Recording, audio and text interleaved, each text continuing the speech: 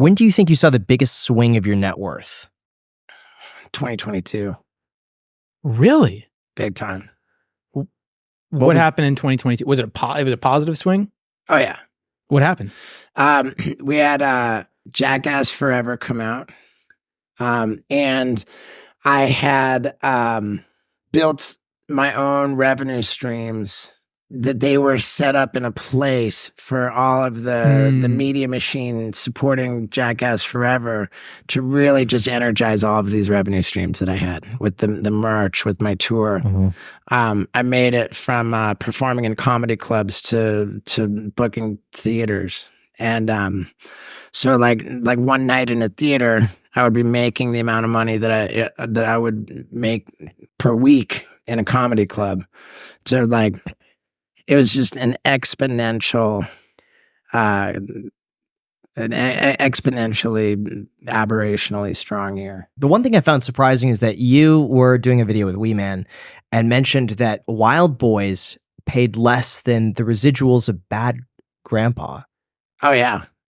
How does that work? Because Wild Boys, in my opinion, was such a huge show. But then again, I guess the movie was also fairly large.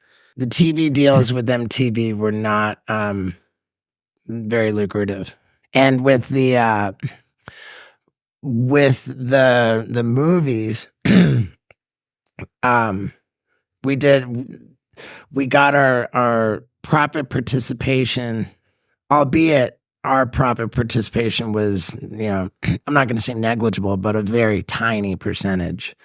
Although it was a tiny percentage, it was by the same definition as Spike Jonze, Johnny. Yeah, sure. So we got that definition, which made that percentage, albeit small, like a legitimate percentage. What would you say was the biggest net worth swing negatively for you? 2008 financial crisis. Really? As far as a percentage of my net worth, yeah. What happened there? I mean, I didn't pay a lot of attention to like what my investments were. If I got a financial statement, I would just go straight to the bottom line, be like, oh, that's what I'm worth. Cool. In reality, I had a stockbroker guy who was in charge of half of my savings, and I had my father who was in charge of the other half of my savings, at least what was to be deployed for investment purposes. And it was kind of a fun competition, it's a gentleman's cool. bet. Who's gonna make my money earn more for me?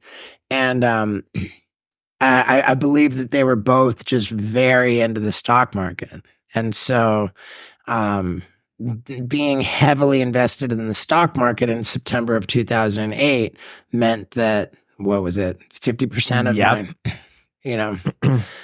Did you hold or did you end up selling? I can't even remember. Okay. I can't even remember. And at the time, I was living in a halfway house, having recently gotten out of rehab. I got, I went into rehab in March of 2008. And my life was a bit of a disaster at that point. I had burned a lot of bridges, and I had just kind of spiraled out of control. And up to that point, I just didn't think that I expected that, I'm gonna, be dead. I'm not, I just didn't ever envision living to be middle-aged or to have a full life. I just pictured it that it was all going to crash and burn and I was going to be dead imminently. And I really dedicated myself to the recovery process. And in doing so, it occurred to me that I wasn't necessarily going to die imminently. That actually I might. Not now that I've stopped effectively killing myself with drugs and alcohol. Now that, I'm actually taking care of myself. Now I actually might be less than halfway through my life. I might be looking at many more decades of life in front of me. And here I am, I've burned like burned every bridge that I had in my career at that point. What I was being told about being a man in recovery was that to be in recovery, I had to adopt spiritual principles. I had to deflate my ego. I had like everything about being in recovery seemed totally antithetical to being Steve-O from Jackass. So I didn't know that I could continue to have a career in entertainment.